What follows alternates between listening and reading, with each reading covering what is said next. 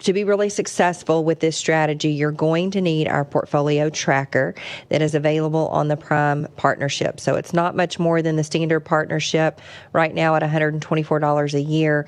It is a great value. So you're going to need to use to have that and use it. There's a video on how to use it at the top of the page of the tracker there.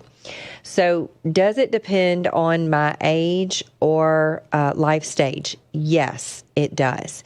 So to put it very simply, there's two types of investors. You're either in the accumulation phase where you're accumulating assets, you're putting money back for another period of time when you're going to need it, and you're adding money into your portfolio, investing probably on a regular basis, or you're in the distribution / preservation part of your investor life cycle. So if you find yourself in that first camp where you're adding money to a portfolio, you can usually do all of your rebalancing with your new money. So you're very likely, if you're adding money in to your portfolio, if you're saving, you're doing it on a regular basis.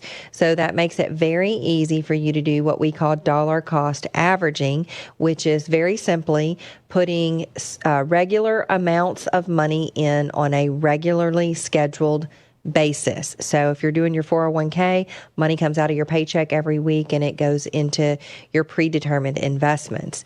Now, if you're in this accumulation phase, you could probably review your asset allocation every 6 months or 1 year, and you can adjust where the new money is going just by looking at your asset allocation model. So this is really going to force you to buy low. So the economy is very cyclical, meaning that it has peaks and troughs. The markets, the equity markets, are very cyclical, meaning that they have peaks and troughs. Certain sectors of the economy do better under certain market conditions. For example, technology, industrial, materials, consumer discretionary do better during the boom phase of the economy. And things like utilities, consumer staples, and fixed income typically do better during the troughs or the bust phase of the economic cycle. So even though buying low and selling high is a very simple and widely understood concept because it makes a ton of sense, it's very counterintuitive to our flesh and our emotions to actually put that into practice. When we look to invest, we don't want to dump money into a loser. But if you don't always have at least a couple of losers in your portfolio at any given time, you're probably not very well diversified. Now, if it's the same loser all the time, you may want to take a deeper look into that particular position. But you're always going to have times when certain parts of your portfolio do better than others. Now, if you're in the distribution phase or the preservation phase, maybe you're not taking income from your portfolio, but you just kind of want to preserve what you have, grow it a little bit in case you need it in the future or to pass along to your heirs. Your rebalancing is going to look a little bit different. You can't rebalance with new money because you're either taking money out of the portfolio or just at a place where you're not adding it in. So you could do this between 1 and 4 times a year. Now, don't be surprised, especially if you're doing this 4 times a year, if you're doing it quarterly, don't be surprised if there's nothing to do when you take a look at your asset allocation model. Because sometimes just a regular market cycle phase will keep things rebalanced for you. But there should be pieces of your portfolio that grow faster than others. This is going to naturally put your asset allocation out of balance over time. It may not happen over a year. It may be more like 2 or 3 years. Sometimes it happens faster, like we've seen this year. This is 2023, and we've seen technology have a real boom in the first part of the year, so lots of people are getting overweighted there.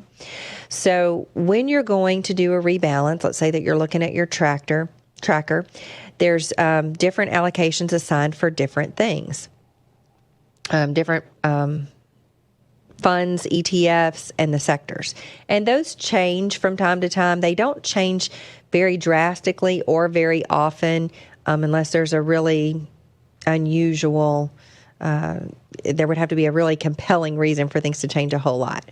So if you're looking at a sector or a fund that has a 5% target or less, then you probably shouldn't get more than 3% over that target.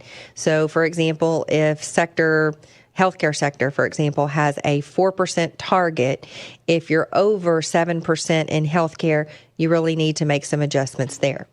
Now, if you have a little bit more allocated towards a sector, maybe you have 5 to 10% allocated for a particular sector, don't get more than 4 to 5% over target. Individual holdings are a little bit different. Now, this does not apply to mutual funds or ETFs, those pieces of your portfolio. But in individual stock holding, don't get more than 5% over there. So the easier part of the question is, does it depend on the dollar amount that I have invested? I would say no. You always want to work in percentages, not dollar amounts, because there is a scriptural principle that says that when you're faithful with a little, you will be trusted with much. So get in the discipline, even if your portfolio is small right now, of doing these things, doing them regularly, and then as your assets grow, you'll already be in a great habit and a great discipline of doing those things well.